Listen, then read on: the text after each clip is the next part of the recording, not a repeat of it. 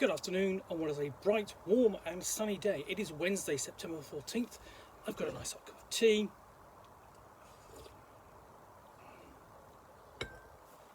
And a parcel to unbox. I've out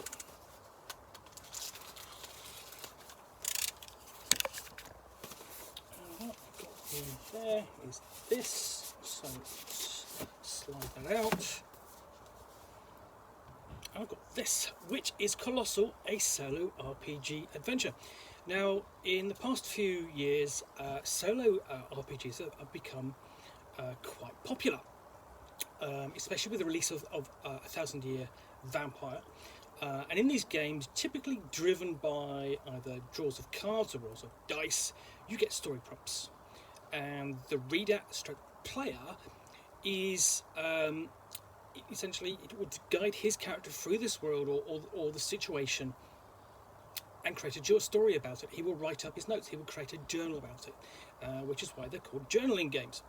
So 1,000 Year Vampire is the one where essentially you tell the life of your vampire from before they were a vampire to the point when they were turned, and then through the vicissitudes of 1,000 years of their existence or so on. Colossal.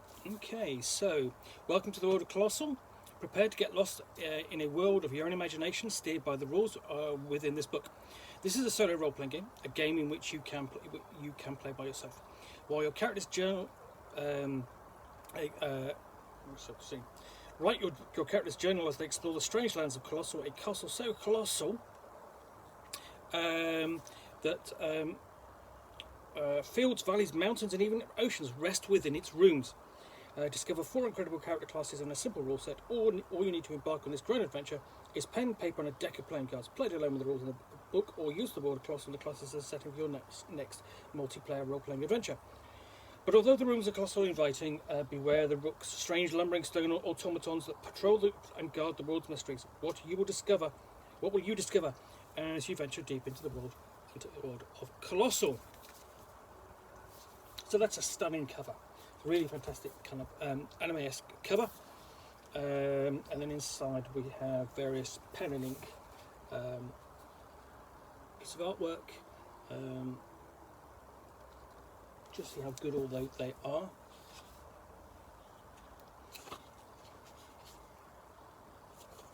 And there's the table of contents.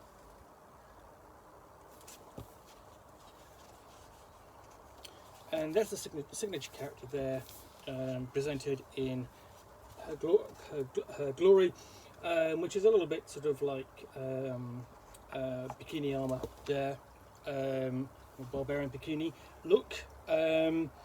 But here we quickly descend into, dive into an explanation of what the game is and what the basic rules are. And this explains the world of Colossal, which it consists of sort of like the rooms filled with oceans and corridors that sort of extend outwards, that are a desert filled with the desert sands, forests, climbing stairs which seem to go up and up to nowhere, and you have and so on, and you have these strange environments, and what you're doing is you're exploring and writing this all down as you essentially describing what your event what happens to your adventurer as they explore and experience the world. And what they're trying to avoid are these are the rooks, these giant stone automata. So you begin with your character. You've got your character's calling, and then nature, and then you've got class as well. So you've got character classes. The first is the arm. So they literally have just like an arm created from rook technology, grafted onto them, and you've got, so basically all you've really got here is 2 scores on each character class, which is exploration score and combat score, and presumably that's the number of cards you're drawing each turn, whether you're doing exploration or combat. So you've got a quick guide to your character there, as well as the traits. and then the followed, and that looks like, it's essentially what they've got is they've got like a mini rook, a rook companion called Rooklings. Presumably these can take various forms. As you can see, the ones here are different. Then the helmed. Harvest a piece of strange technology from the very core of a rook, and using rituals and a real working understanding of the crystal patterns and stones, they're able to create a helm that can be worked and operated, granting the magical abilities of the rook if harvested. So they're sort of like the magic users, sort of wizards, using the technology part of their explorations. And then we have the mounted. You ride an adaptive mechanism taking the rook parts as a vehicle or mount to allow them to easier traversal across the land and sea of the Colostle.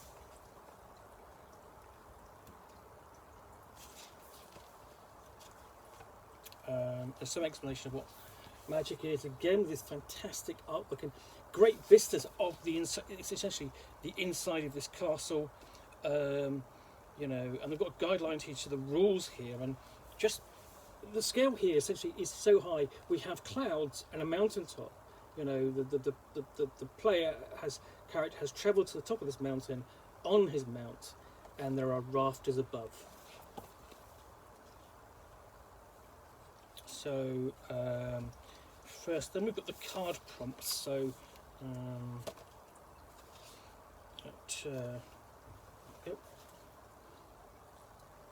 So 2 sets there. Red cards are organic things, people and creatures. Black cards are scenic things, structures and objects. So you're drawing the cards, checking off against the various encounters and so on, and then writing a narrative amongst that.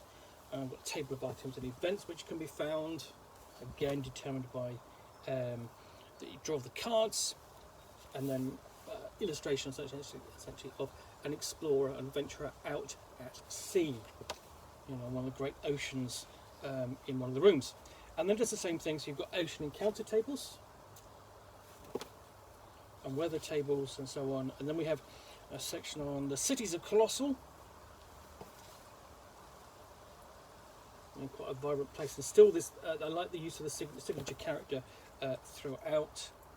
And we've got like a sample, like journal excerpt down there as well.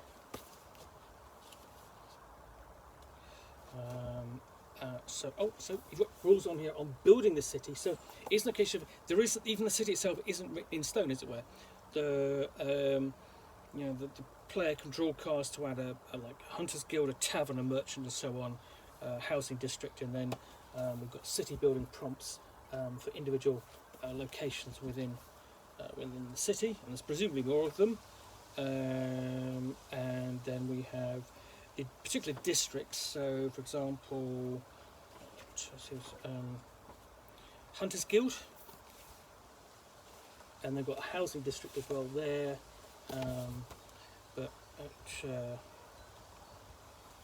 Essentially, what we've got here is quests that the Hunters Guild can essentially give out. So you could actually go out and do these quests.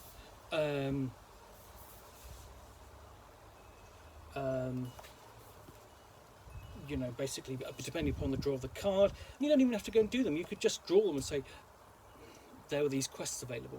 I did not feel able to go and do this one, perhaps at a later date. You can get back to them. Or there's a rookling crash, so you can, or in a tavern, it's a rookling crash. You can go and grow your own rookling if you want. Things to buy from the merchant.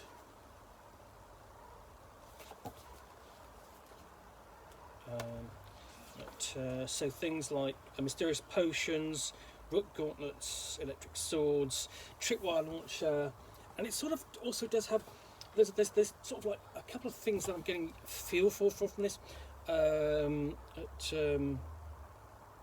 Horizon Zero Dawn, where you're in a post-apocalyptic setting with robot dinosaurs and beasts, is one feel to this, sort of slightly. And then there's a couple of Japanese computer games, one called Ico and the other Shadow of the Colossus, where you sort of have a sense of scale, one in a giant castle and one dealing with sort of like with giants.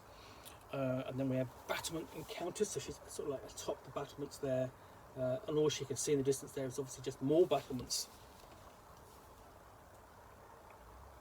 So, battlements encounters table. Got another class, the Within. I'm not quite sure what that is. That's sort of like those that take on the incredible power of the astrolithic rooks and are experienced mythic warriors. Their reward is an opportunity to become within. For with a little careful manipulation, it's possible to climb into a defeated astrolithic rook and pilot it like a giant stone suit of armour. Not only are astrolithic rooks incredibly powerful, brand new weaponry never seen before in the rooms below, they can fly. That gives a huge advantage. And then we have a map of the known lands. It's quite nice.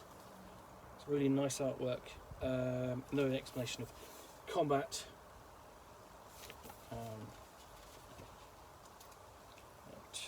How to create your opponent and fight them. And then we actually have sort of like an illustration of what a rook looks like inside. There we go. So it's also a mini castle inside. And then we come to a journal example entry, the character sheet, and then last of all we've got all the Kickstarter backers. So yeah, that's Colossal. Just a reprint of the artwork from inside the cover, which is obviously is used elsewhere. A lot of it used elsewhere in the book as well. So that's Colossal, a solo RPG adventure with actually a fantastic sense of scale and feel.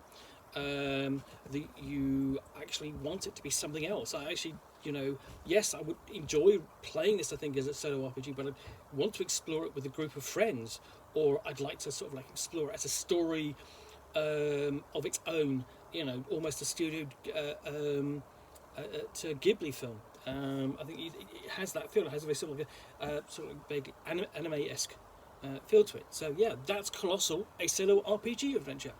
Anyway, I hope you have enjoyed this unboxing in the Nook. If you have, then please do click on the like button down below. And of course, if you've got any comments or feedback, I appreciate you taking the time to post those. And lastly, if you want to be alerted to yet more unboxings in the Nook, where you'll see me out here with a package from which I will unbox a book or a game and talk about to the best extent of my knowledge for roughly 10 minutes or so, all of course accompanied by a nice hot cup of tea.